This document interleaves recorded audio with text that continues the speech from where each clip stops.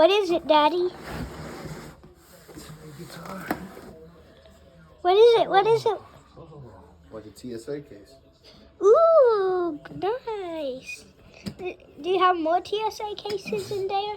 No, I don't actually. Why is there only more? Why is there only one? Are you getting the guitar? Whoa, let me go see. Why don't you hold it the other way?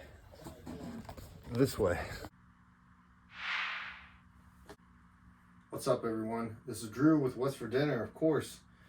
We're in the middle of this unboxing of this RG 550 Genesis. Quick disclaimer, I have been playing it for a few days. And first things first, I just want to talk about quality. And I'll get you some different sound stuff. I'll try to do some little Nuno, maybe a little short rendition of maybe some Eddie Van Halen, which I'm not that great at. And then, maybe some blues stuff, some clean stuff. But I'm tuned the standard tuning, E, obviously. And I do want to talk about quality first because, and for the reason being, I used to sell guitars for a living, so I've held quite a few guitars in my hand. Well, and then on top of that, when I was a kid, like my first real nice guitar was a RG 550 in desert yellow. And then later on in life, I had a RG 770 DX, the reissue, the ones that are selling for like $1,800 now. And, it was I believe that was a Team J Craft too. But anyway, direct mount pickups, a little bit different guitar. There is some fret sprouting. When they say, what's the difference between a Chinese guitar or Indonesian or whatever, what have you, and a Japanese guitar is a Japanese guitar is typically made by an adult. So it's like they either become a surgeon or they build guitars. But that wasn't that much of an issue. I did order this from Sweetwater. I got the case with it. You almost have to get the case. I think the case was $200. But other than that, when I was a kid, I believe I had Air Norton DiMarzio in the neck and a Steve Special in the bridge. To be honest with you, I can't tell much difference. C pedals were pretty clean, other than let's switch this over to spring. Well, I'll do room. And I'm just running through a Boss RV6 and then a tape machine, Tone City tape machine that's turned all the way down. So, let's turn this off.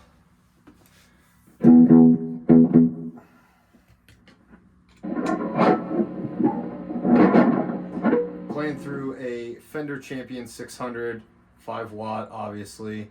Sorry, I don't have any mics. I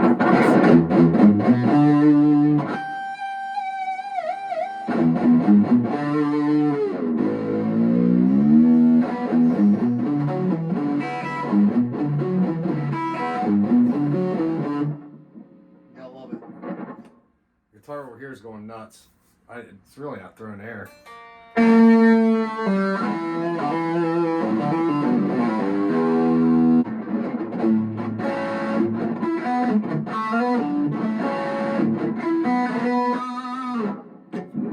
Pretty shrill.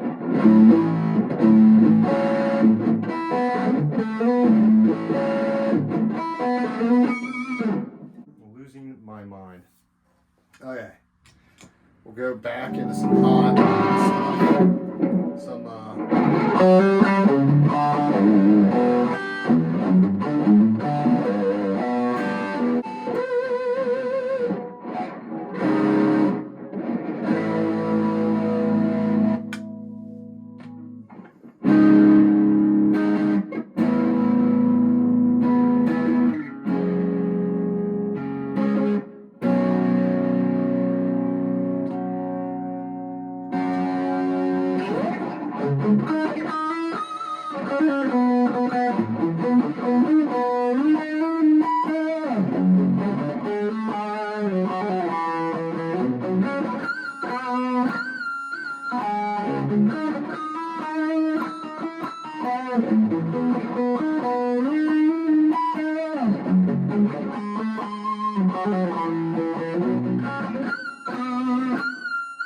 Try to do some more cleaner stuff.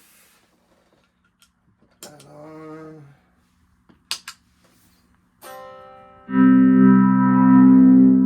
Little Voodoo Lab micro vibe with the tape machine.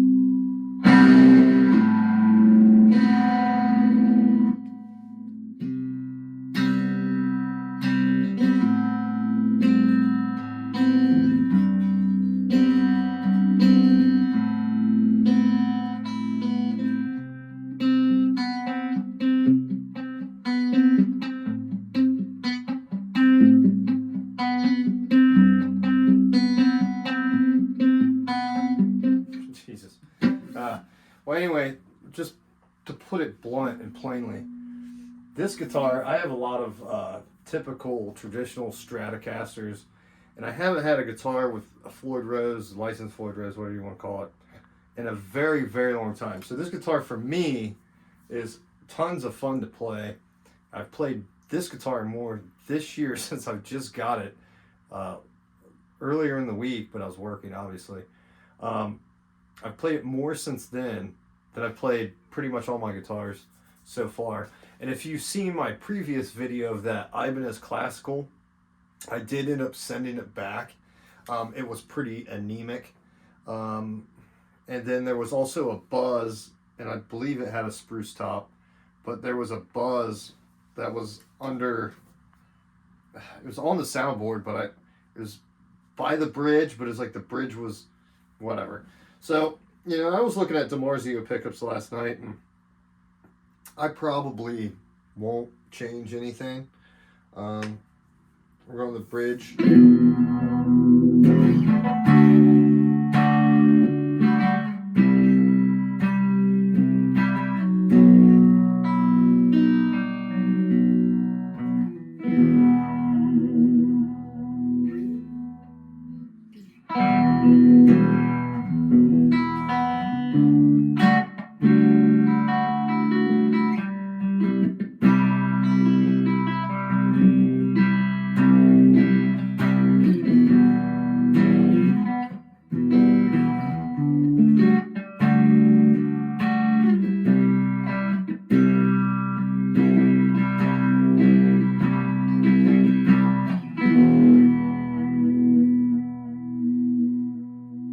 Another thing I forgot about, you know, the little, you do the let's see, you know, just the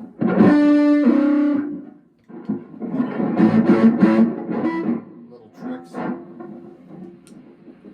Let's see if I can't drum up a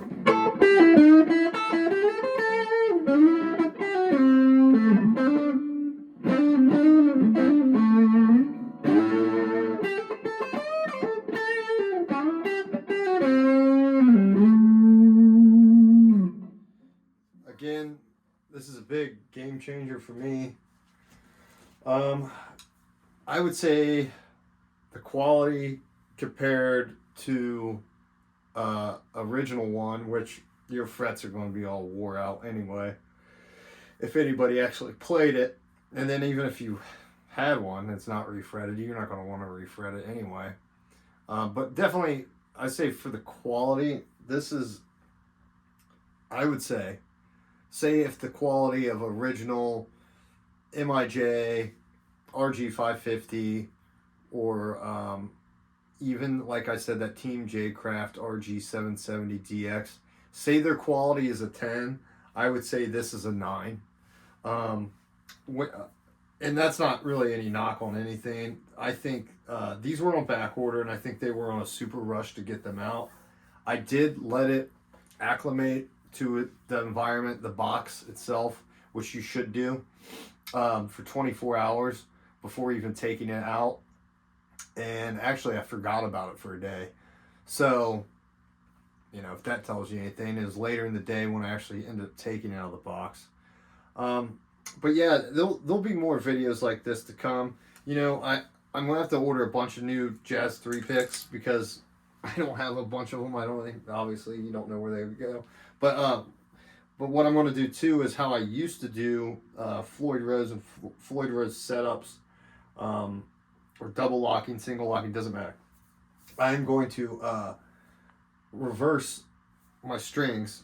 So instead of them coming out here, the ball will be out up here. And then because these tend, at least from what I remember, I'd always have my high E break, which this is probably 9s. I'm probably going to go to 9.5, even though I typically play 10.5 on some guitars. Shorter scales, you probably play a higher gauge. I've got that 7/8 guitar, so obviously, but I'll probably go 9.5s on this. Of course, Diodario. That's all I play. And if I can find 9.5s, and then because when it breaks down here, what you can do is you can unwind it from here. Instead of changing the whole string, you just actually move the string over, lock it back into place. So that's a little trick, and I'm sure you older guys know that, but